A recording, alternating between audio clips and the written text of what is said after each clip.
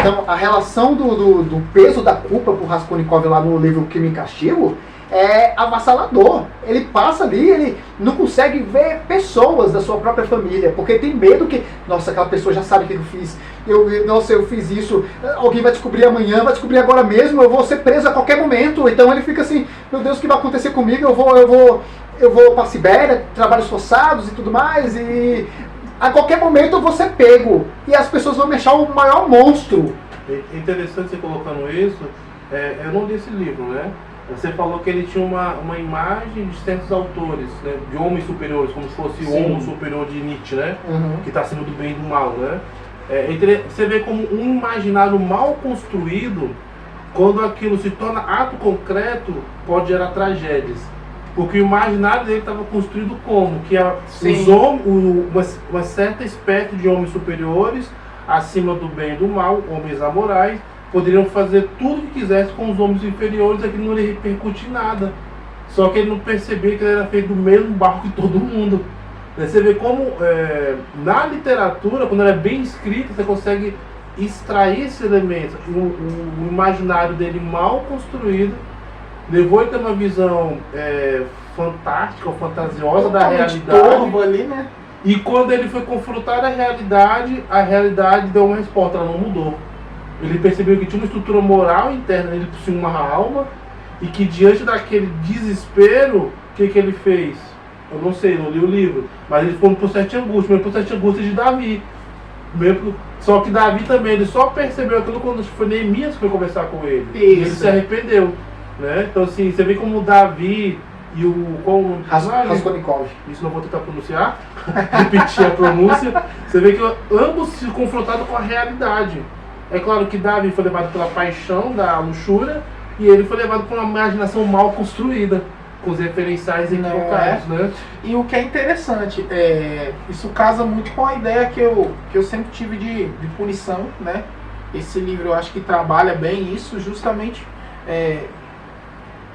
as pessoas tendem a ter sempre uma atitude extrema, né? Diante ali do criminoso, do abusador, né? Ah, tem que matar. Ah, esse aí tem que ser preso para sempre.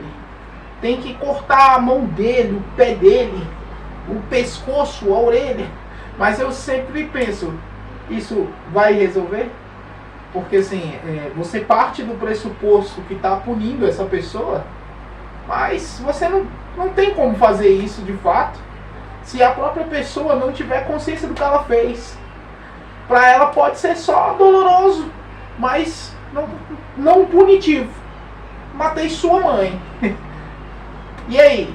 Ah, vou cortar seu braço. Você corta meu braço, eu digo. Você cortou meu braço, mas eu matei sua mãe. E você vai continuar com aquela mágoa. Eu nem tô chateado porque você cortou meu braço. Então assim, você não tem como. A gente não tem. Deus fala muito isso pro ser humano, né? Fala que a punição, a vingança é dele. E assim, a gente costuma pensar, mas Deus vai se vingar da pessoa e tal. A vingança nunca é plena. Mata a alma e a envenena. Eu duvido muito. Mas hoje eu penso muito que é só a sua consciência que pune você. Sua consciência? Se eu nem tenho. Pequena, mas melhor que nada. Então, naquele derradeiro momento em que Deus tocar a consciência desse homem, como fez com o Raskolnikov, tocou a consciência dele. Quando Deus tocou, num clique ele pensou, mas que merda foi que eu fiz? E aí tudo era assustador. Tudo era punição. Tudo era um castigo para ele. Ali sim ele estava sendo punido. Não era prisão. Não era alguém tentando a vingança. Porque tudo isso pode ser paliativo diante de um grande mal.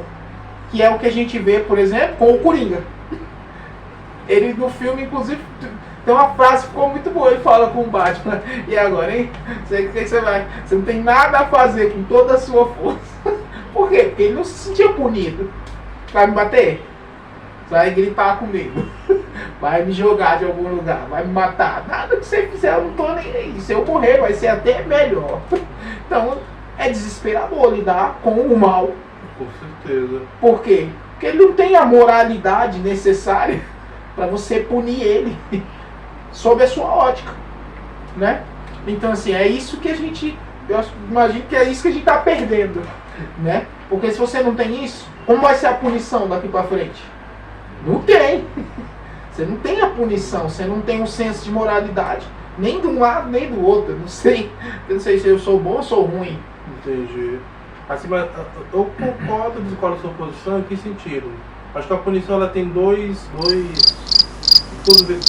aspectos, né? O primeiro é permitir que o algoz da sociedade ou de uma determinada parte dela possa ter as condições de se reabilitar. E a outra é tentar reduzir os danos que aquele indivíduo poderia fazer se ele tivesse solto socialmente. Então, assim, o bom que a punição teria esses dois aspectos. Se o primeiro aspecto for o que você colocou na ressocialização, ou que o indivíduo faça uma certa metanoia e possa se arrepender por um ato de contrição, né? Como Davi ou como o personagem do livro do Dostoiévski, O Raskolnikov. né? Isso. Né? Neste caso, a punição para ambos poderia produzir uma certa contrição moral e produzir a dita ressocialização. Mas se a gente for pegar, por exemplo, o Coringa, não teria como. Né? Que ele é uma incógnita, né, o personagem. Sim. Mas a prisão para ele seria necessária para evitar, conter aquele mal. Né? Aí eu diria, no caso, cortar um braço, mas restringir a liberdade dele, por exemplo. Sim. Né? Seria necessário para evitar que aquele mal continuasse no seu processo. Porque mesmo na condição de que Deus possa intervir na alma de algumas pessoas, mas diferente da teologia protestante, porque na teologia protestante tem 5 aspectos. Um dos aspectos é a graça irresistível. Não são todos protestantes, mas sim, alguns, as ditas igrejas históricas, como luteranos, anglicanos, têm essa concepção mais unitária, né? Que ele concebe que uma vez que Deus escolhe ou concede a graça, o indivíduo não pode resistir àquela graça. Então não existe liberdade. Se Deus concedeu a graça por Tarcísio, Tarcísio não pode dizer não. É quase um destino. É quase um destino. Só que assim, a concepção católica é a graça, Deus concede a graça, e a graça ela é imerecida, só que eu posso, no processo que eu estou cooperando, não mais cooperar. Aí eu digo não. Né? Então assim, há algumas almas que por algum mistério que eu não consigo entender, elas podem dizer não a Deus até o final da vida. E que Deus nunca vai alcançar. Não porque falta misericórdia, mas porque falta um exercício sério daquela liberdade em receber aquela graça. Por exemplo, Herodes, se não me engano, ele foi morto. Né? Um anjo veio no ato da porta e mata ele, no caso. Né? Justamente porque ele estava empedernido no crime, contumado naquele crime, que ele não queria sair por algum mistério que eu não consigo entender. Cara, né? isso é pesado. Eu sempre falo pra galera que o que mais me impressiona, acho que a parte da Bíblia inteira que mais me impressiona, né? Porque a gente não para pra fazer uma reflexão mais profunda. Se você pega ali Sodoma e Gomorra, pensa assim, é tipo a polícia mandar um contingente ali para uma residência, falar, ó, tá rolando um tráfico ali e tal. E aí quando a polícia chegar, assim que o policial bater ali na porta, o cara atender já com as drogas na mão, fumando, injetando, com a arma na cintura. É a certeza assim de ser preso assim e não tá nem aí, né? Que ninguém faz isso, né? Mas assim, o exemplo é ainda pior, porque eu penso assim, Deus mandou anjos até aquela gente. Aí você imagina o tipo de sociedade que você tinha, porque eles queriam transar com os anjos que eles viram. E tipo, notem todo.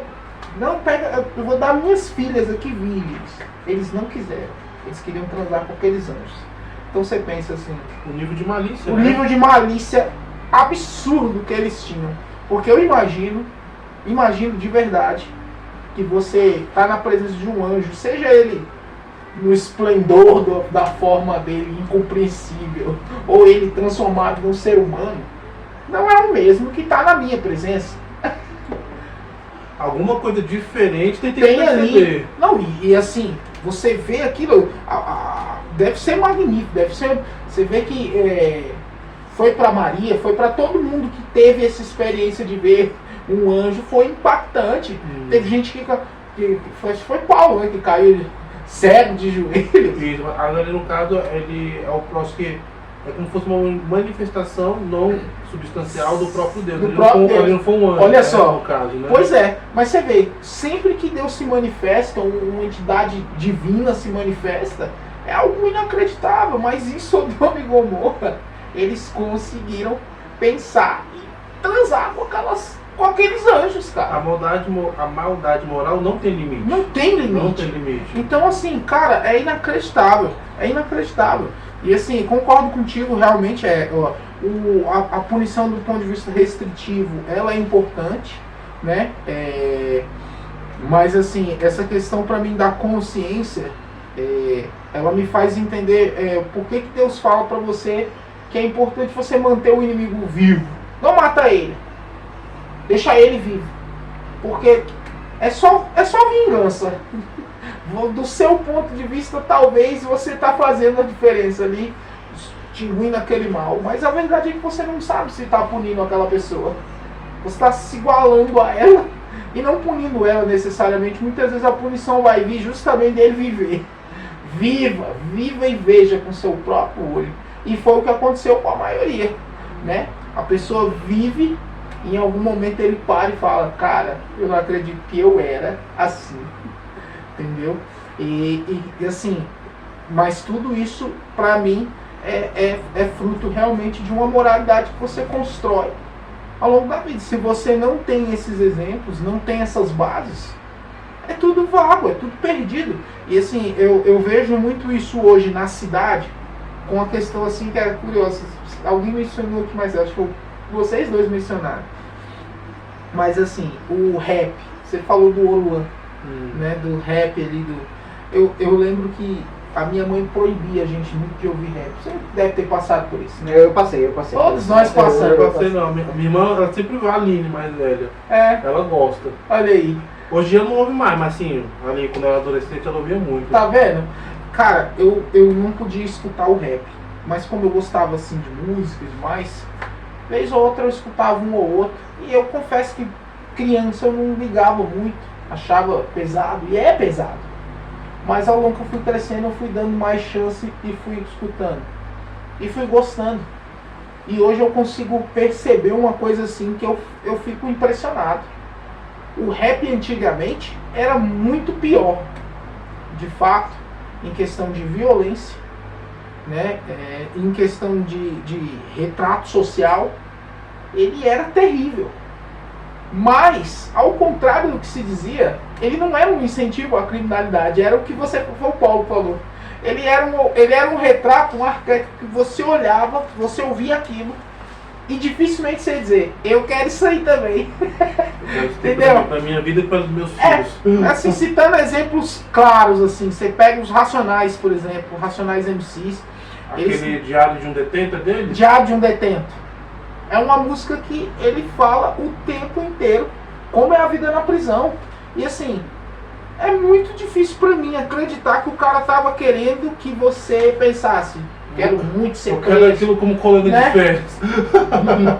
Não bastando, tem um momento em que ele fala, mas aí, moleque, então, você quer o quê? A vaga tá lá esperando você. Né? Eu não vou citar o resto porque é bem pesado. Mas ele fala, a vida bandida é sem futuro. Então assim, eles eram muito taxativos. Ele tem uma que ele narra, que é ladrão, artigo 157, né? Ele narra toda a estratégia que eles montaram para um assalto numa casa bancária, né? Numa instituição bancária. E cara, foi tudo por água abaixo, gente levando tiro. E ele fala, tipo, a música inteira pra você ver aí, ó. A gente passou um tempo planejando, chegou lá na hora, foi tudo errado e gente morreu. Então assim, era difícil você ver as pessoas querendo isso. E é claro que a gente acabava vendo por aqui muita gente que dizia, mas hoje o rap faz exatamente isso. Mas aí, mas ao mesmo tempo é destruído por exemplo, pela mídia. Sim. Sabemos que a mídia é o quarto poder. E aí chega lá e fala que a favela, que chama comunidade, né? Sim. A favela é um lugar bonito, a favela é um lugar próspero. Não é não, cara. Não Pintam como se fosse a mil maravilhas ali. E isso também não é só na mídia, também é colocado... Sim. Obra literária hoje em dia, série de TV, filme, a gente vê demais eles glamorizando, né? E é como você falou, cara, não são lugares que você quer viver lá. Poxa, eu vou sair daqui e vou pra Rocinha. Eu não tô aqui falando mal das pessoas que moram nesses lugares, né? Eu sei que tem muita gente boa lá de verdade. A comunidade é feita de todo tipo de pessoa. Com certeza. Mas a gente não quer viver num ambiente insalubre. Mas o contexto, né? O contexto não permite uma segurança. Não quer dizer que a gente tem uma segurança 100% também aqui. Exato. Assim, mas, por exemplo, a gente está mais seguro aqui do que em Gaza. Do que em Gaza. Né? Porque igual a situação, não sei se vocês viram no jornal, uma facção que atirou numa escola. Foi no alguma cidade do Nordeste, eu acho. É porque tinha uma criança que ele era de um bairro que mandava uma facção. Só que ele estudava em outro bairro que tinha uma outra facção. Aí eles souberam que essa criança ela não era da facção, ela só morava num bairro que mandava facção. Aí ela foi pra escola, ela tinha pedido para transferência para ir estudar no bairro dela, para evitar algum tipo de problema. Só que infelizmente a transferência veio tarde, ou nem chegou na verdade. Aí dois homens dessa facção, sabendo que essa criança era da outra facção, chegou e atirou no pátio. Ou seja, esse tipo de situação que a gente está querendo dizer aqui. Né? Ou em outro lugar que eu vi, que eu não lembro agora, foi no Nordeste também. Tem na internet essa reportagem. Os chefes do tráfico mandou a comunidade não trancar a porta. Por quê? Se a polícia chegar e o tráfico estiver na rua, a primeira casa que eles verem, eles entrarem. Foi uma ordem, uma lei. Ninguém na comunidade vai deixar a porta trancada, não. É para todo mundo dormir com a porta aberta. Porque se for necessário, eles escolhem na primeira casa que eles vissem. Ou seja, aí... Absurdo. A sociedade inteira refém. São reféns. Né? A população, elas são reféns dos chefes do Estado. Aí no caso, por exemplo, se você colocou o quarto poder, né? A mídia. O quinto poder é o crime organizado. Só que assim, é o quinto na ordem cronológica, mas é o primeiro na ordem imediata. Porque antes do médico, para quem está na comunidade, antes do médico chegar, da polícia chegar, já estão lá. O criminoso já está lá. Então é o primeiro poder que eles têm do próprio criminoso que está com o fuzil na mão na sua porta. Daí, como falou lá, né, o verdadeiro poder é aquele poder tirar a tua vida, não importa. Né? Tirar a sua vida. E eu acho importante colocar, fala assim, porque a mídia é o quarto poder? Porque a mídia é uma forma de dominação em massa. Vai dominar, é uma forma de dominar do lado cultural, o lado também de persuasão, de alienação, que vai alienar essas pessoas através da persuasão, através dos seus recortes, através das suas ideologias colocadas ali dentro, de uma forma mascarada, seja em novela, seja em jornal, seja em qualquer coisa que está ali dentro do modus operandi dela. Então é a forma de alcançar milhares de pessoas de uma forma mais rápida através da mídia. Eu achei interessante, eu estava assistindo uma aula que o professor comentando sobre o poder das novelas. Ele falou assim, eu lembrei, eu tinha lembrado lá atrás, esqueci se eu lembrei de novo. Essa questão de manipulação de informação, né? E de novamente construir no imaginário certos comportamentos que você quer mediante uma certa engenharia social, né? Era sobre o poder das novelas. Não vou parar com muito detalhe essa aula não, mas ele falando na época que a Globo estava com aquela novela Malu Mulher, né? Se eu não me engano era mulher dita, usando a adjetivo atual, empoderada, era solteira, ela se virava só, não tinha um marido ali, né? E aí alguém fez uma pesquisa, aonde o sinal da Globo chegava com mais extensão territorial, os divórcios aumentaram, né, com essa novela. Porque construiu uma imagem de uma mulher que não era mais dona de casa, mulher que ficava em casa vendo filme da mulher que saía. Então assim, construiu um novo arquétipo, um novo modelo de mulher. E eles perceberam aonde o sinal da Globo chegava com mais extensão, os divórcios aumentaram. Ou seja, uma nova construção de personalidade, de comportamento, uma engenharia social de forma muito sutil. Sim. De forma muito sutil. As pessoas são influenciadas,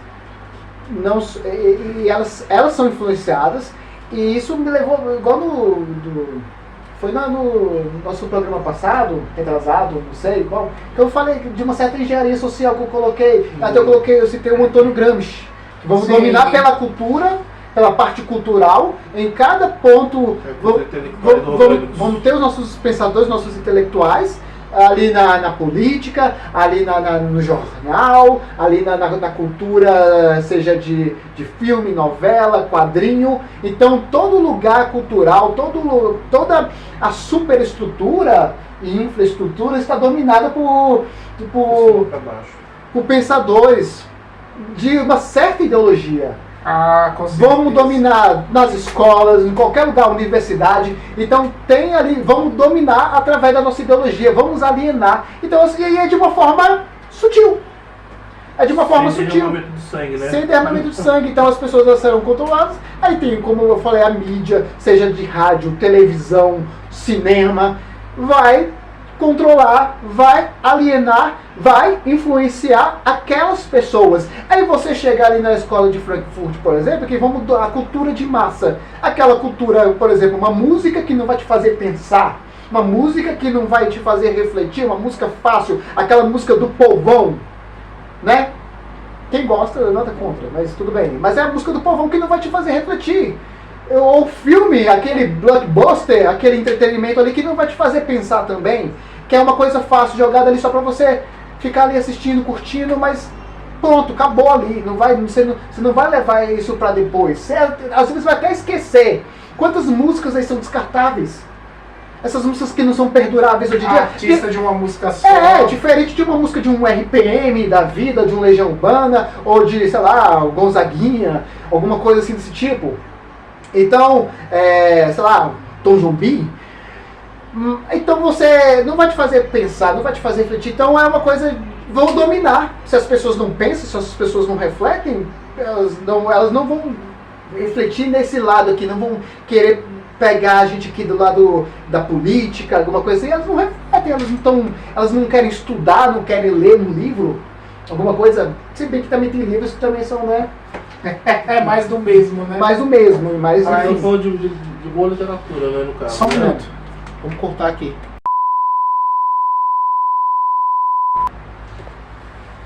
Cara, interessantíssimo aí esses pontos que o Tarcísio levantou, né? Eu até realmente não gosto muito de dar essa carteirada, como se diz, né? Mas assim, dentro da minha formação, né? Sou formado em comunicação, eu pude aprender muito, né?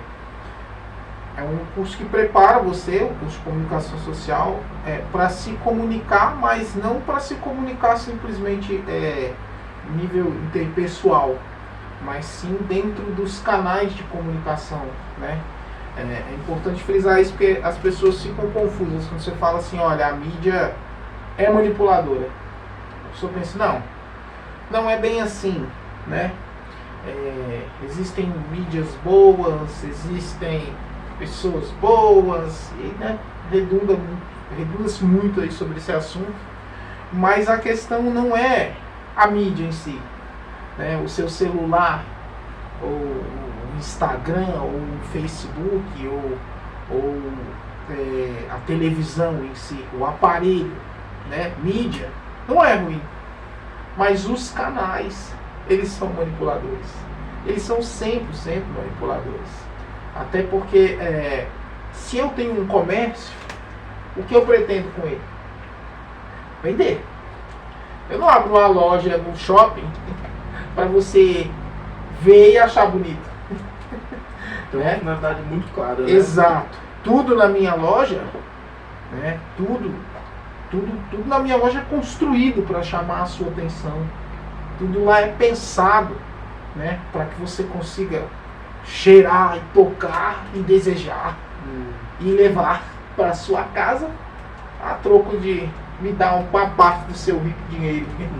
Então, da mesma forma, a mídia foi construída assim, né? Seja a televisão, seja o rádio, seja o jornal, as pessoas precisam entender isso, né? É um entendimento que elas ainda não conseguem alcançar. Elas tratam muito a mídia como se fosse o SUS, por exemplo, né? numa justa posição. Ah, é importante para quem não pode pagar, para quem não pode ter, mas quem se beneficia com isso? É isso que as pessoas têm que se perguntar, né? Isso não se sustenta de graça. Então, quem lucra com isso? E no caso da mídia, cara, aí se a gente entrar mais aprofundadamente, é teoria da conspiração, como se diz.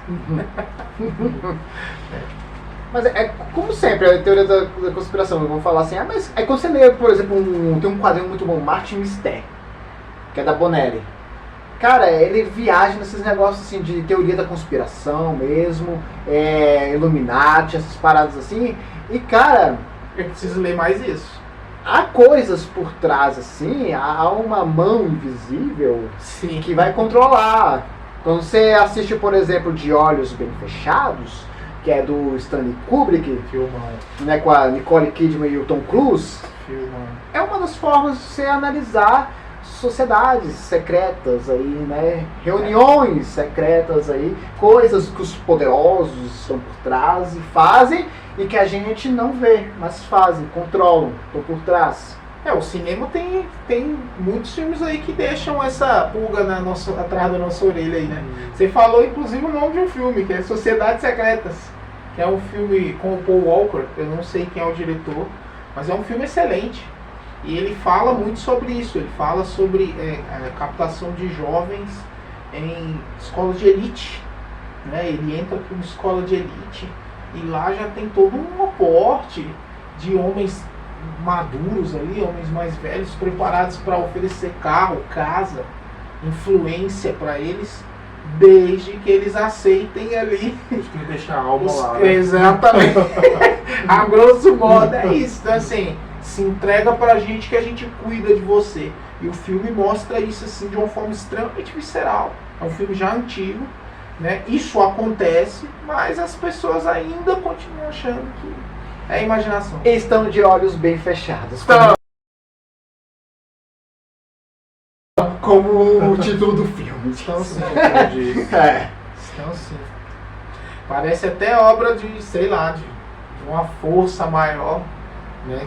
Como se eles estivessem presos ali de fato a um caminho que eles não podem ali deixar de trilhar, né?